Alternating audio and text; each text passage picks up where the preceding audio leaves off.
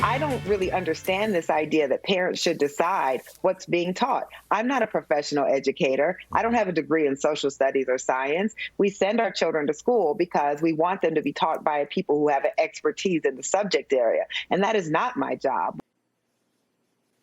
Is that unbelievable? Nicole Hannah-Jones says this earlier in the week as she promotes the 1619 Project. The New York Times puts it out, makes a curriculum across the country, and it matters to every household watching right now. Is that true? Parents should have no say in education? And she's not a professional? I thought she's on Howard University's faculty. I want to talk about this with three perfect people who tackle topics like this on a daily basis. They have the Cut the Bull podcast co-hosts. They are Professor Wilfred Reilly, Charles Love from Charleston, South Carolina. Shemeka Michelle is joining us. Together, they are cutting the bull. Shemeka, I'll start with you. I was shocked to hear that. Terry McAuliffe tried that. He's no longer a candidate to governor. He lost. What does he have against parents, Shemeka? Brian, you know, Nicole Hannah-Jones is a prime example of what happens when a woman marries a man who takes her last name. And I can't help but wonder if she attributes her success to hard work and determination, or the fact that she is a mixed American, and so therefore she's where she is because she's privileged, because she's half white. I think it's an insult to parents that you feel like we don't have the intelligence to decide what our kids should be learning. Of course, we should have some type of input. Am I, the person to teach my child calculus? No. However, do I think my child should be taught calculus through the prism of racism or race? Absolutely not. Charles, on top of that, I think it's just so interesting in that we know day-to-day lesson plans, it takes an expertise. We're not saying that. But in terms of what she's getting to, and that's the history of this country, built on stolen land off slavery. That's what she wants to get across.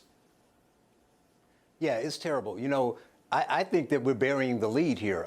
To be fair to her, I don't think she was saying that parents shouldn't be involved, but she's still wrong, because what she's saying is we don't want parents writing curriculum. We know no one's saying that, right? We're saying that the teachers should teach, but the parents should say what shouldn't be taught when things are inappropriate. And to the history thing, my book, Race Crazy, has a chapter on every essay in the 1619 Project.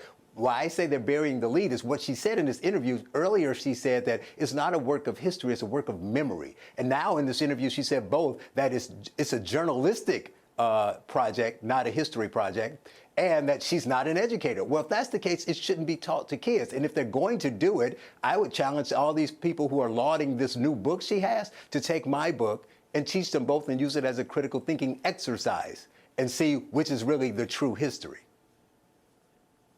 Professor, the headlines on 1619, if you push back on it, that means you're denying that Reconstruction failed and that slavery existed. There's a truth between those two things, isn't there?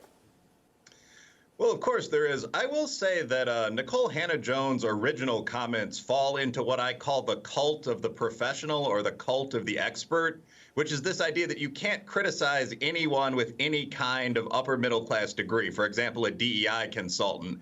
And I really think that's pretty silly. I mean, there's expertise like surgery that's the product of long, methodical training.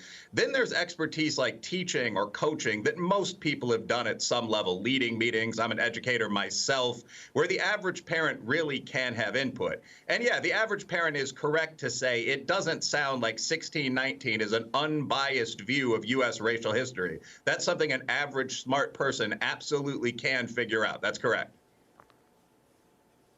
Shemeka, looking at where we're at right now, what does it say in your mind that she's still on the bestseller list? Is, that people are buying this, that more and more cities are encompassing this in their curriculum? Like it or not, even though we seem to agree that the statement doesn't work for parents in America, there's people buying into this, and there's a bunch of first, third, seventh, and ninth graders that are learning this because it's going to be on the test.